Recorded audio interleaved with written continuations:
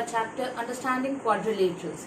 Before we do that, let's have a quick recap of all those geometric concepts that we have studied so far. First one, a point. A point is without length and a breadth, therefore without an area. A point, though it's a little dot, so therefore it doesn't have a length or a breadth and it doesn't have any area. The area consumed by this is nothing, is equivalent to nothing according to mathematics. Now, a line is a straight line, is a length without fixed measure and is straight. This can be extended infinitely on both the sides.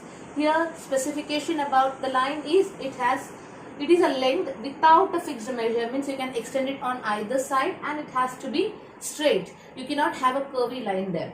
This is our definition of line. This is what a line looks like. It's given a small letter as a name, and since it can be extended on both the sides, we put arrowheads on both the sides. A ray is a length which can be extended from one side only. Line, the part of line is a ray which has a starting point and it can be extended on only one direction. It's unidirectional. So that is a ray. Now next thing that we are going to study is a line segment. A line segment, a part of line with fixed measure. You cannot have it extending on both the sides. Its measure, if it is 5 cm, it will be 5 cm only. It cannot be 5.1 or 4.9. It has a fixed measure. Intersecting lines are lines when two lines meet and they intersect in only one point. Intersecting lines, these two lines, line A and line B, they meet at some point O and their intersection is always only one point. If it cannot be more than one point. Logically you think, how can two lines, it has to curve back and come. Not possible, then it doesn't remain a line any longer. So intersecting lines intersect in only one point. Parallel lines are the two lines which can never intersect. It will never intersect. They go on moving parallelly, like railway tracks or the bars of the window. They don't meet anywhere. So these are parallel lines A and B. Now next concept that we are going to study is a plane figure. A plane figure is a figure that you are drawing on your notebook on a plain flat surface. So it has two dimensions, namely length and the breadth. It has to have those two things. So then it would be a plane figure. This is an example of a plane figure that you have drawn on a sheet of paper. So it's a rectangle ABCD with length CD and breadth BD. Likewise, open figures, we'll study about it later again. But an open figure is something that does not enclose an area. There is no area inside it. How can you find area of this particular figure? It's an impossibility. So, open figures, they don't enclose an area. Closed figure, they enclose an area. It can be any shape, any structure, but if you can fill color in it, if it has some area inside it, then it is a closed figure. Polygons are the closed figure with any number of sides. These have to be straight lines and minimum 3 sides. It's called a polygon. Now, this is the definition of polygon. It is a closed figure and this cannot be polygon because it's not a straight line. It has to be made up with straight lines and minimum 3 lines are necessary. Otherwise, how can you enclose a figure? I have no idea. It remains an angle then. This is a polygon. It's structured as a star, but it's a polygon ABCDE. Solid figures like we had done last year, cubes, cuboids, the figures which have a certain volume is called a solid figure. For example, I have given here is a cube.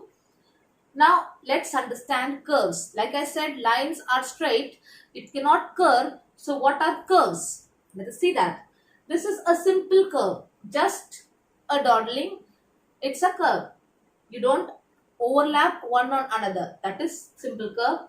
Open curves, they remain open. See, they are not closing any area. So, that is why it is open curve. And non-simple curve, they overlap on one another. One place there is an intersection, it is coming back on itself, so it's a non-simple curve. And these are closed curves, they have certain area enclosed. See, I have filled color to show you that these are closed curves.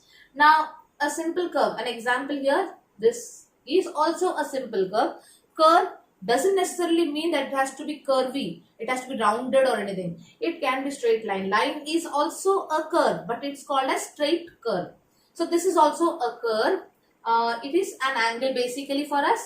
Now it is also an open curve. It's just not just simple curve, it is an open curve. Now non-simple curve, this one is a non-simple curve because it's overlapping itself, and it's an open curve. See, here it's an open one. The endpoints do not intersect one another, so it's an open curve, and also it's a non-simple curve. Now another example of non-simple curve is this one. Again, we are having an overlap. You take your pencil and then draw on it without lifting your pencil. You can finish the figure. So it is a curve. It's a non-simple curve because it's coming upon itself. So it's a non-simple curve, and also it's a closed curve because the endpoints are meeting one another. So it's a closed curve too. Another example of closed curve is a circle, a rounded one, endpoint meeting another one, and there is an area inside it. So it's a closed curve.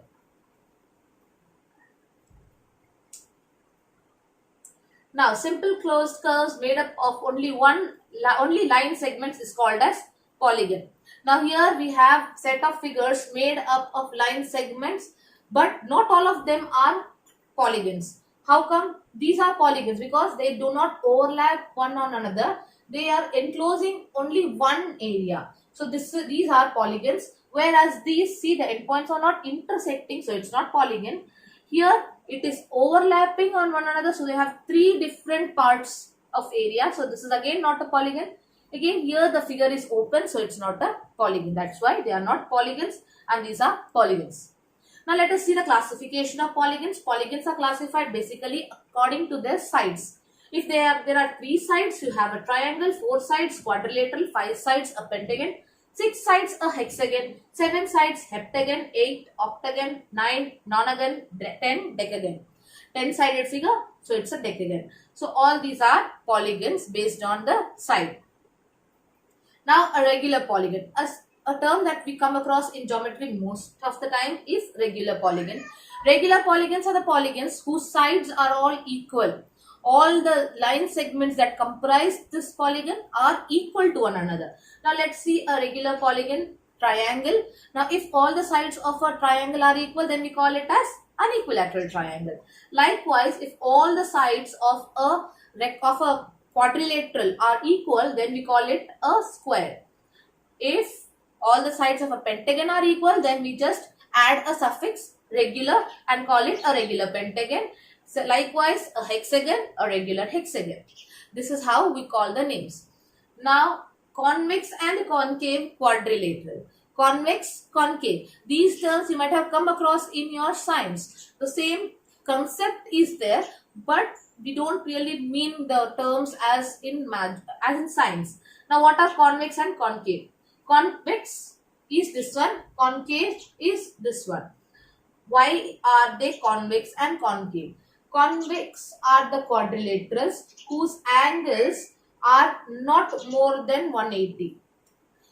Lesser than 180. All the angle, any angle, if you measure, it will be less than 180. Whereas in concave quadrilateral, one of the angle will measure more than 180. For example, here you see, this angle is more than 180 degree. Therefore, it is called as concave quadrilateral. If you want it to understood in a bit of better way, then you can see there's a cave being made here.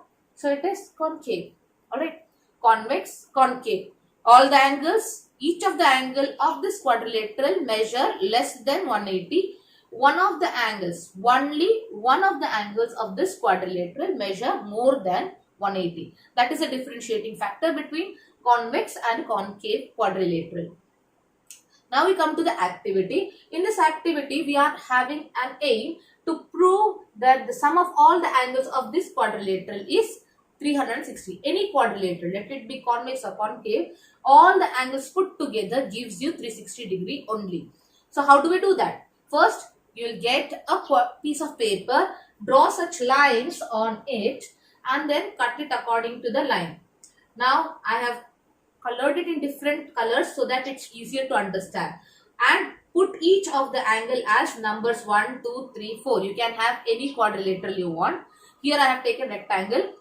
So here 1, 2, 3 and 4, and you cut along the lines and then repaste them. First corner, then second corner, then third corner, and then fourth corner. When you put them all together, you get something like this. So this is your figure. Now all in a circle, they are coming in one point, measure of 1 point, one full rotation is 360. Therefore, addition of all the angles of any quadrilateral measure up to 360 degree. This is the quadrilateral that I have drawn on a piece of paper with corners marked as 1, 2, 3 and 4. After this, draw little arcs around the corners in this manner, and then you will have to cut along these arcs and get 4 different pieces of corners. After this, you will rearrange the corners in this fashion to get a figure that looks like this, so that you get to understand all the corners put together gives you 360 degree, because that's the measure of a point. When you're done with this, you'll paste this in your activity booklet and complete the activity with the given aim and conclusion. Therefore, our conclusion is the sum of all the angles of any quadrilateral is 360 degree. This is our conclusion. That's all for now. Thank you and have a good day.